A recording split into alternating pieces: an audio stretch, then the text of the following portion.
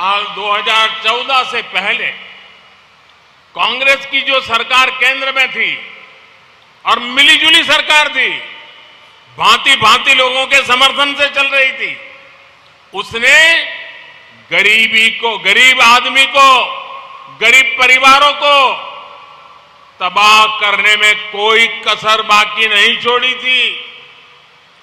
जो पैसा गरीब के विकास के लिए था, उसका हजारों करोड़ रुपए कांग्रेस की सरकार ने लूट लिया था।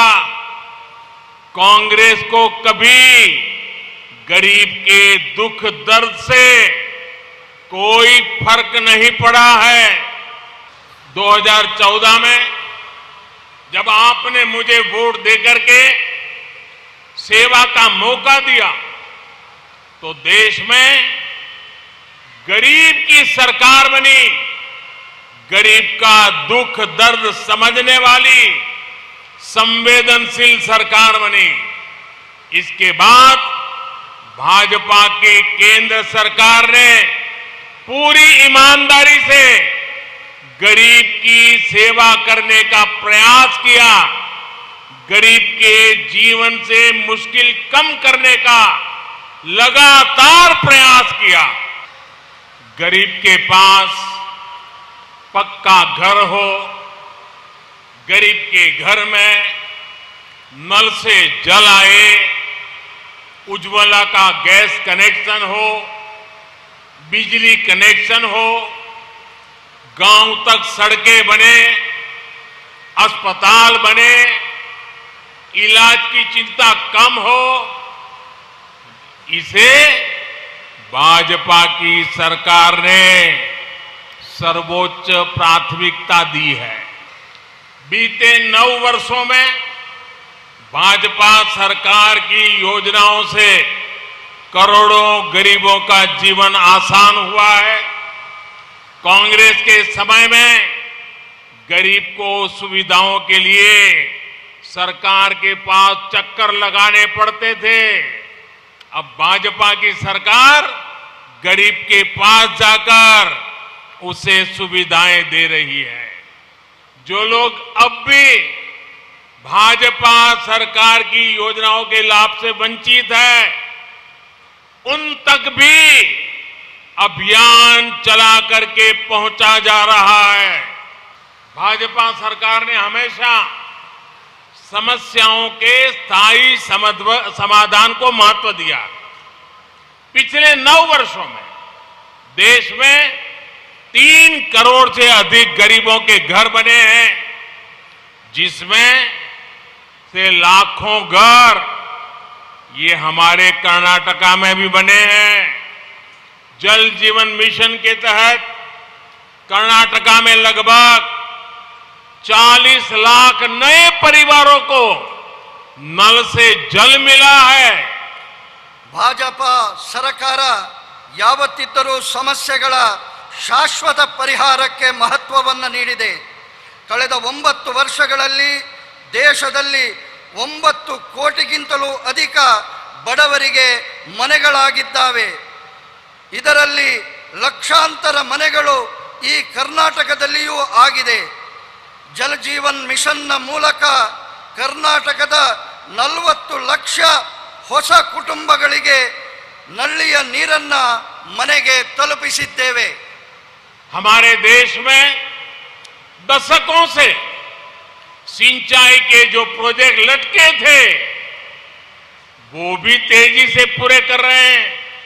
इस साल बजट में केंद्र सरकार ने अपर भद्रा प्रोजेक्ट को 5,300 करोड़ रुपए देने की घोषणा की है।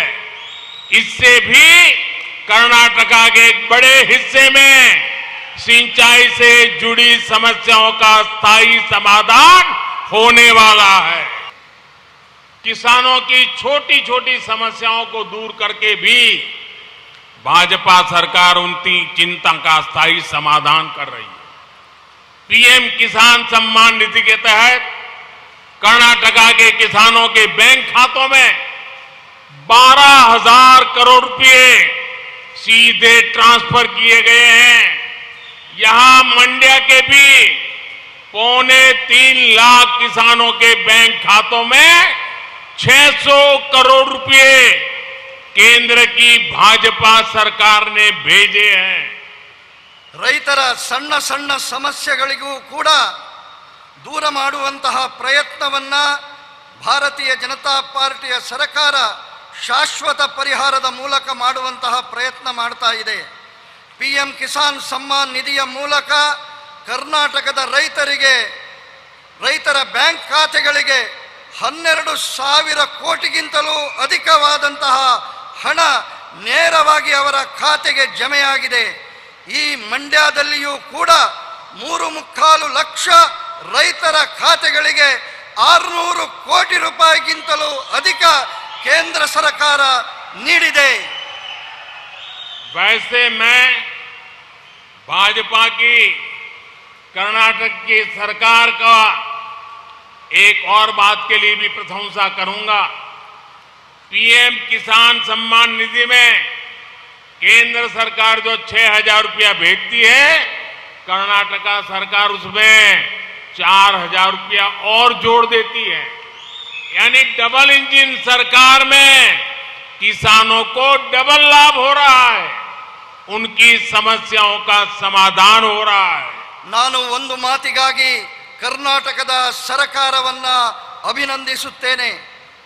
PM ಕಿಸಾನ್ ಸಮ್ಮಾನ್ ನಿಧಿಯ ಜೊತೆಗೆ ಕೇಂದ್ರ ಸರ್ಕಾರದ 6,000 ಜೊತೆಗೆ ಕರ್ನಾಟಕದ ಸರ್ಕಾರವು 4,000 ರೂಪಾಯಿಯನ್ನ ಜೋಡಿಸಿ ನೀಡುತ್ತಿದೆ. ಈ ಕಾರಣಕ್ಕೆ ಡಬಲ್ ಇಂಜಿನ್ ಸರ್ಕಾರದ ಕಾರಣಕ್ಕೆ ರೈತರಿಗೆ ಡಬಲ್ ಲಾಭ ಆಗ್ತಾ ಇದೆ, ಅವರ ಸಮಸ್ಯೆಗಳಿಗೆ ಪರಿಹಾರ ಸಿಗ್ತಾ ಇದೆ.